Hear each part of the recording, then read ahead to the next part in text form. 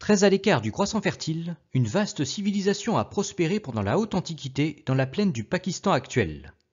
Il s'agit de la civilisation de l'Indus, aussi appelée civilisation arapéenne.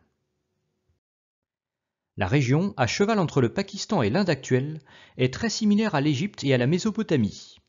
Il s'agit d'une plaine largement désertique irriguée par un grand fleuve, l'Indus. Il y en avait sans doute un deuxième, le Sarasvati, qui coulait en parallèle à cette époque. Cette plaine est fermée au nord par l'Himalaya et à l'ouest par des plissements moins élevés. Elle débouche au sud sur l'océan Indien. Elle est séparée du croissant fertile par les plateaux iraniens, qui étaient moins arides à l'époque néolithique qu'aujourd'hui. C'est par là que le blé et l'orge du Proche-Orient gagnent la région vers 6500 avant Jésus-Christ, aux côtés de la chèvre, du mouton et du bœuf. Il semble que le premier pôle de développement soit le village de Mehrgarh, situé au pied des montagnes face à la plaine de l'Indus.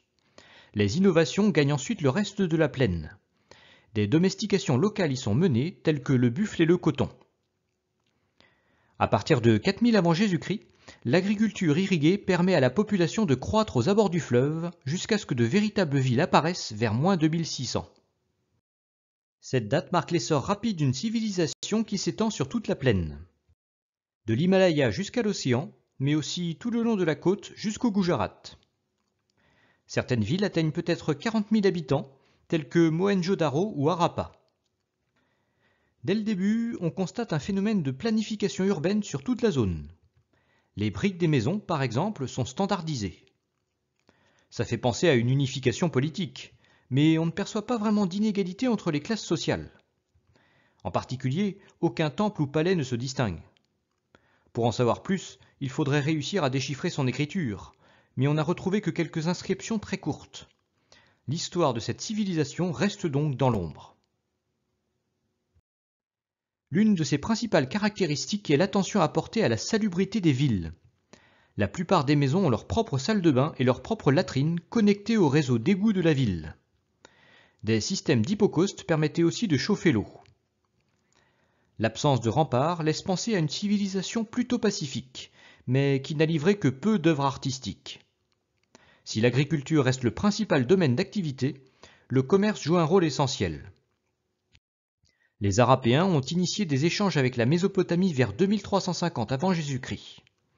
La civilisation de Jiroft, sur les plateaux iraniens, servait d'intermédiaire dans les échanges. L'épanouissement de la civilisation de l'Indus dure jusqu'en 1900 avant Jésus-Christ. À cette date, les grandes villes commencent brusquement à se dépeupler. En l'espace d'un siècle, l'unité culturelle de la région se désagrège tandis que les villes sont abandonnées. Cette chute brutale a peut-être un lien avec l'arrivée des Indo-Iraniens. Ce peuple indo-européen venu d'Asie centrale va peu à peu remplacer les peuples locaux dans tout le nord de l'Inde. Il faut toutefois préciser qu'aucune trace de violence n'a été constatée dans les vestiges arapéens. Une autre hypothèse met en avant la disparition du fleuve Sarasvati, détourné vers le Gange à cause d'un séisme près de l'Himalaya. Mais l'Indus et ses affluents ont subsisté, et cette thèse explique donc mal la disparition complète de toute une civilisation. Quoi qu'il en soit, la civilisation de l'Indus disparaît définitivement de l'histoire vers 1800 avant Jésus-Christ, emportant ses secrets avec elle et laissant à l'Inde un héritage qui reste difficile à évaluer.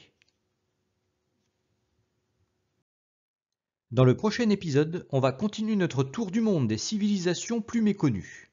Ça nous permettra de visiter les mégalithes d'Europe de l'Ouest et les premières pyramides du Pérou.